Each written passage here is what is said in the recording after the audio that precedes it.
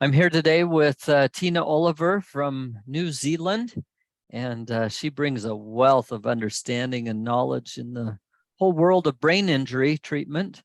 But something that Tina wanted to go over today, and a lot of people are wondering about that same area, is what do we do with the Rezzi for to shut down tremors, to improve brain activity so that tremors will back off, go away completely in some cases, or greatly diminish in other cases. So there's a couple of things that are super important for that, Tina, and you also have seen so many clients. If you have some suggestions as we go along in this, jump in. Don't hesitate to jump in. Sure. First thing that's really important to understand is there's a part of the brain that controls the vast majority of tremors that a person has.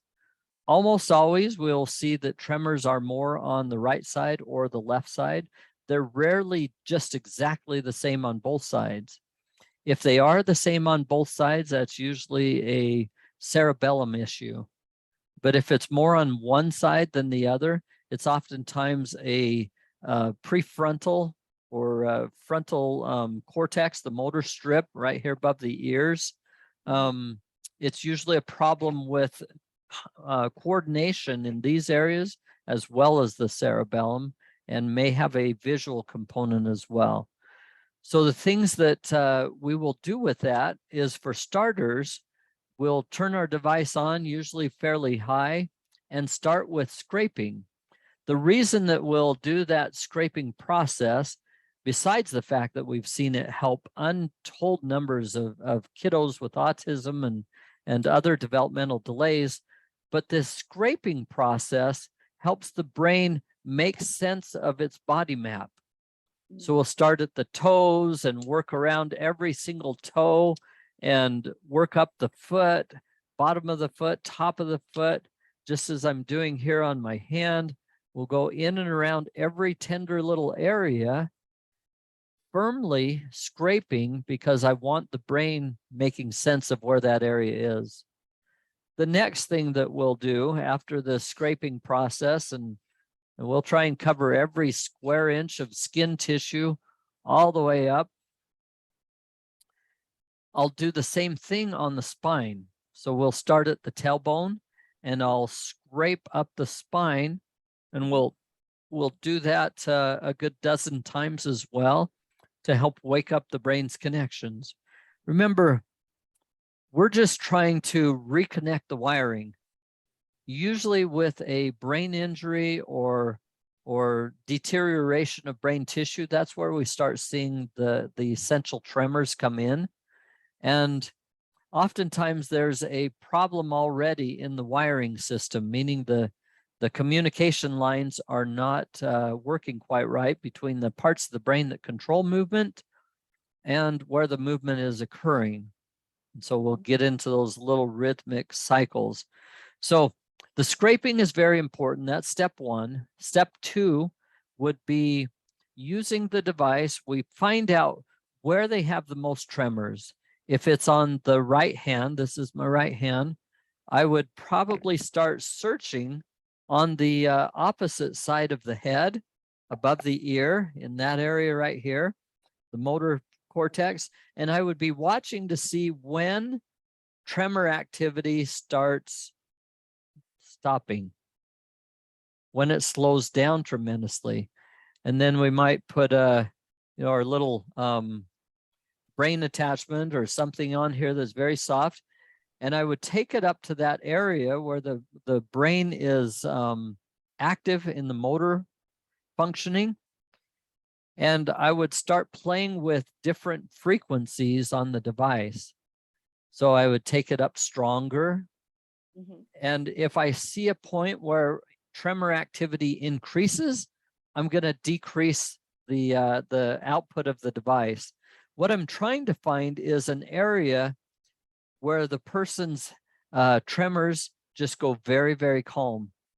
And then we'll start working on trying to wake up the connections of that area.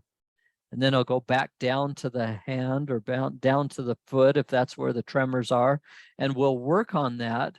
And then we'll come back to the brain area. Okay, that makes sense.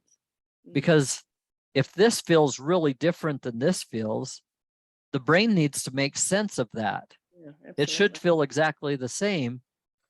So we'll play with different intensities.